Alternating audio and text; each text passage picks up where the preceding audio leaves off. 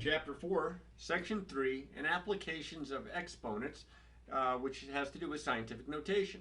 The objectives here are to be able to write numbers in scientific notation, to convert numbers in scientific notation to standard form of writing the numbers without exponents, and also to use scientific notation in calculations.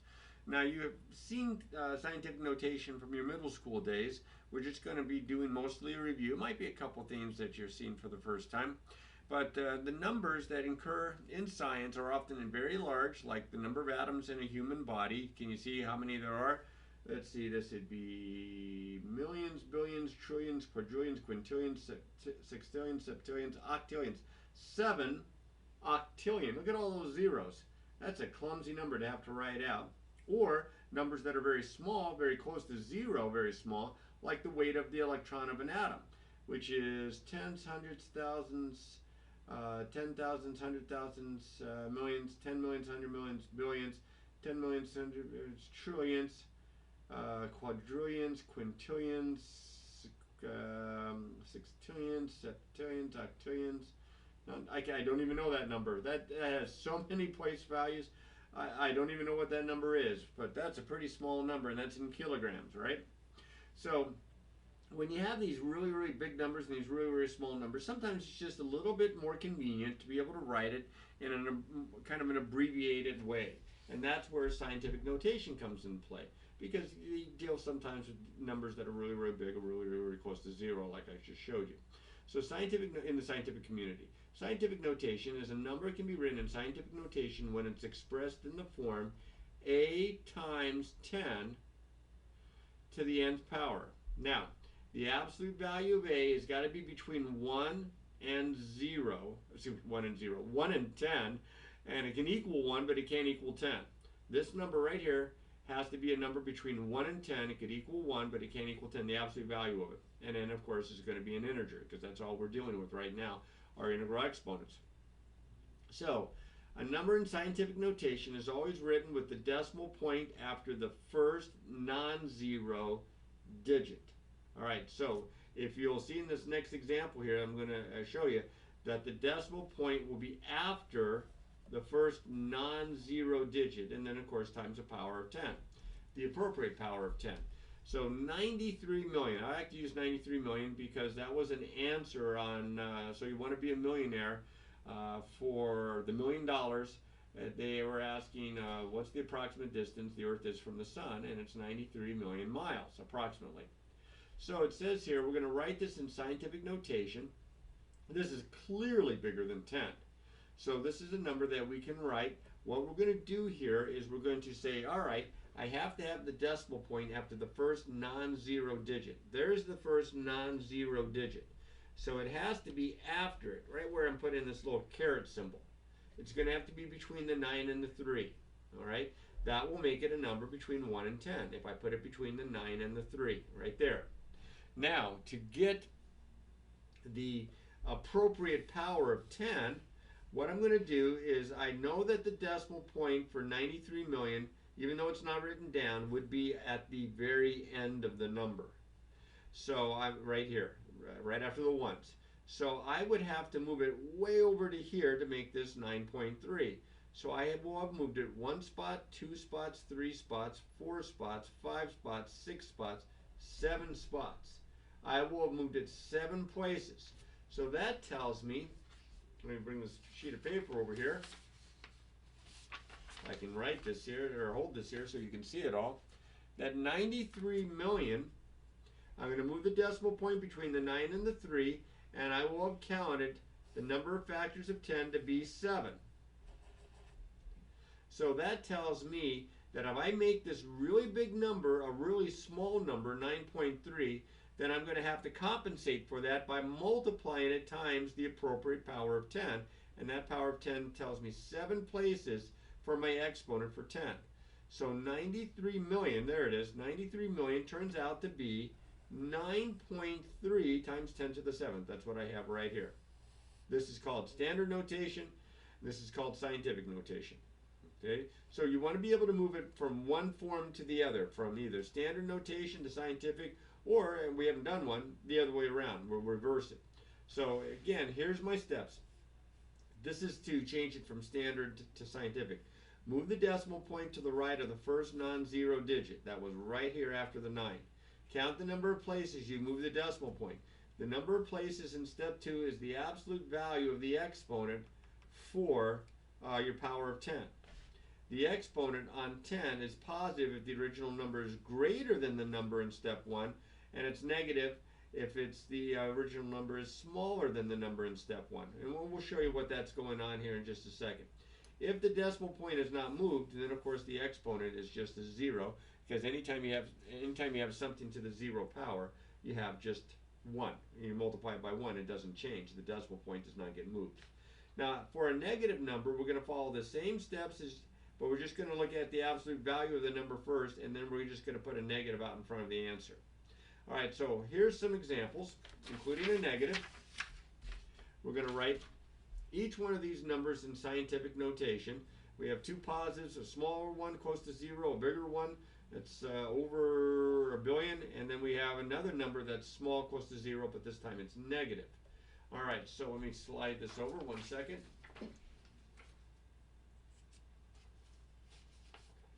All right, so now what I'm going to do here is, can we see that? Yeah, we can. I'm going to take this number, and there's the decimal point right there. It's easy to find.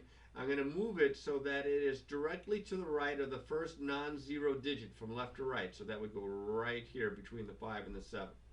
So I have 5, because I don't need these zeros in front of a whole number. I have 5, this is my ones, 7, 1. Don't put the zeros here, it's unnecessary. But I did move my decimal point, so it's going to be times 10 to a power. And notice here, I moved it 2 places. Now the trick is my exponent going to be a positive 2 or it's going to be a negative 2? Well, notice that the original number is smaller than my new number here, so it's going to be a negative. If this was bigger than the original, than this number, then it would be a positive. So this is just going to be negative 2. It's just that simple. All right, now these are commas here. It's hard to see this because I put a piece of paper over it. Those are all commas. And zeros here. So this is 2,140,000,000. The decimal point would be all the way here on the very end of the number. So I'm going to change this to scientific notation by moving the decimal point directly to the right of the first non-zero digit left to right. So that would be between the 2 and the 1. So I would have 2.14, and then there's 7 zeros. Because they'd be to the end of the number and to the right of the decimal point, I can just drop those, and I have to multiply by a power of 10.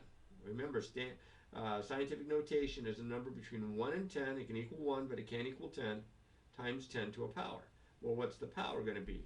Well, here's the old decimal point. Here's where the new decimal point is going to go. So I'm going to move it 1, 2, 3, 4, 5, 6, 7, 8, 9 places.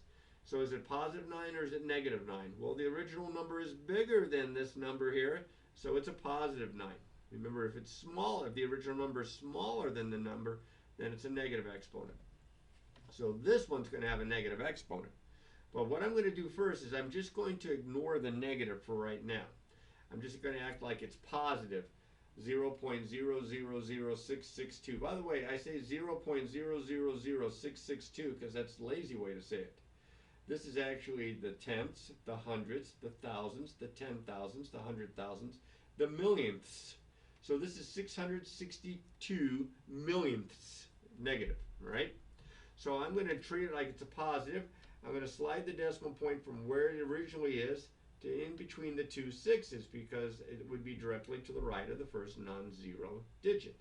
So I get 6.62, and as you can see, this is bigger than that number. So I'm going to have a negative exponent.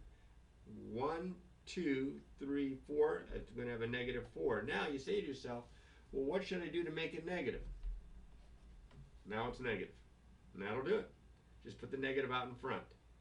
So remember, if you're starting with a large number, it's a positive exponent. If you're starting with a small number close to 0, it is a negative exponent. All right, now let's reverse this.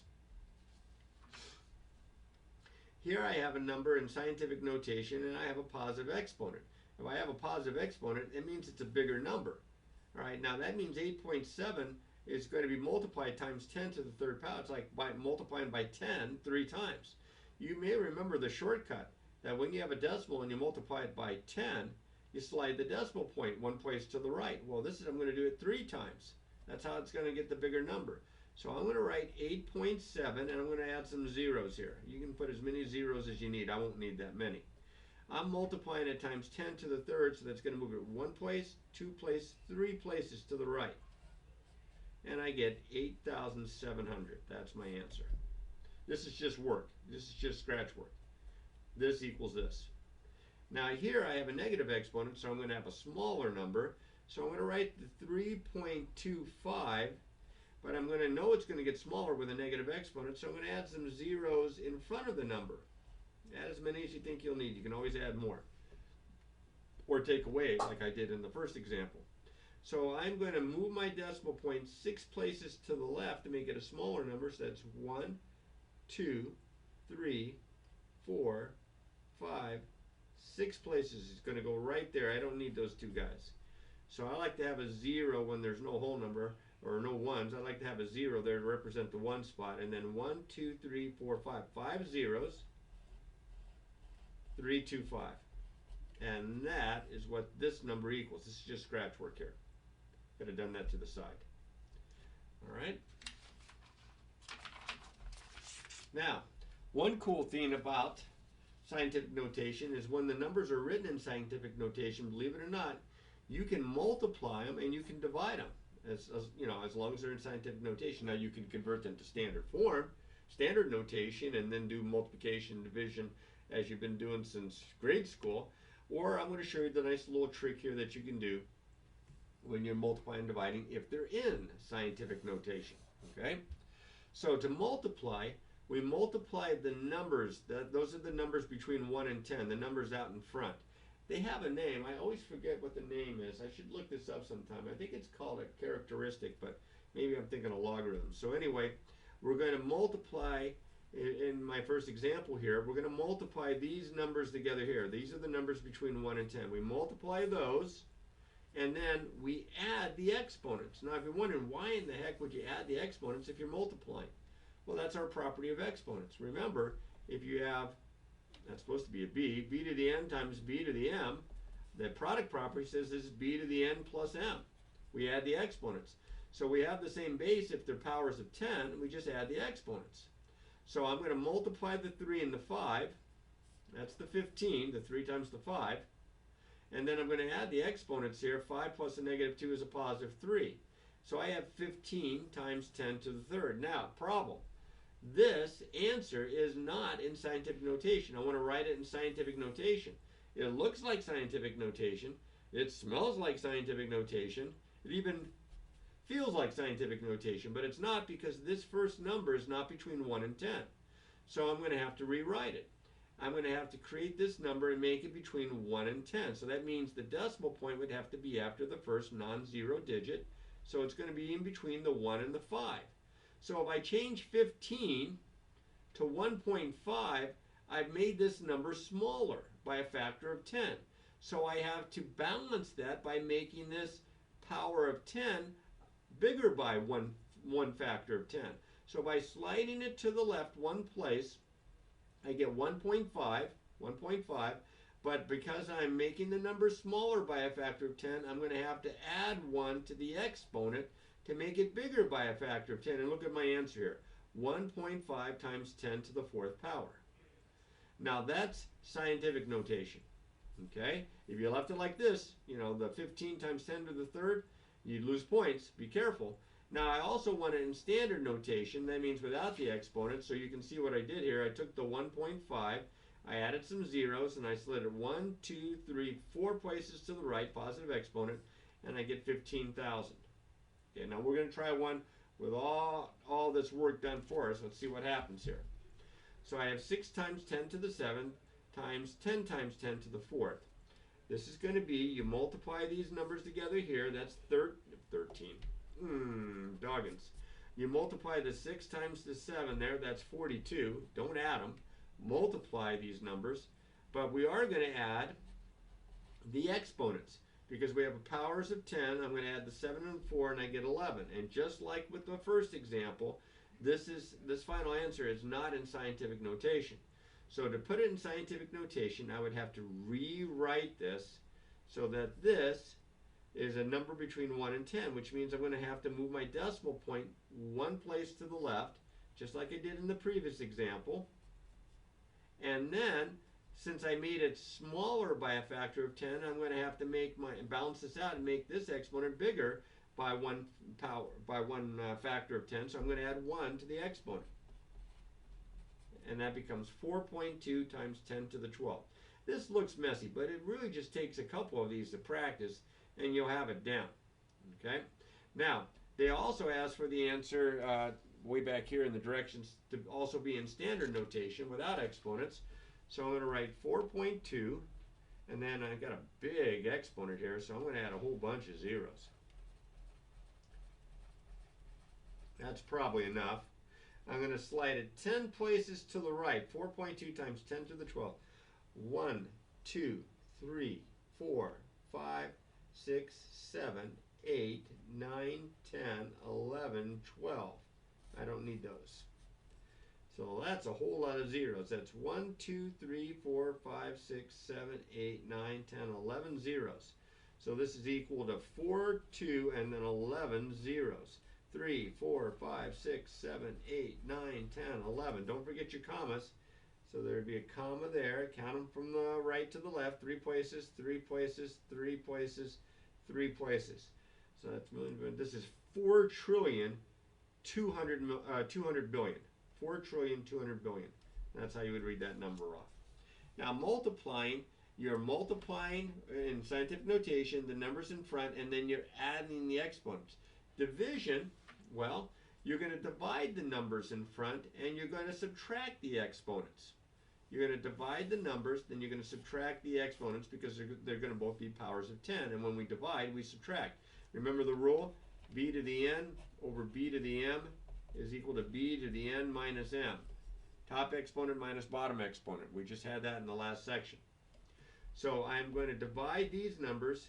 I have 18. Now that's not really truly in scientific notation if it's 18 here, but I have 18 divided by 6 times 10 to the negative 3 minus 4 power. Negative 3 minus 4. So this is going to be 3 times 10 to the negative 7 power. Negative 3 minus 4 is negative 7. And there's my answer. And that is in scientific notation. Now if I want standard form, standard notation, decimal point would be there.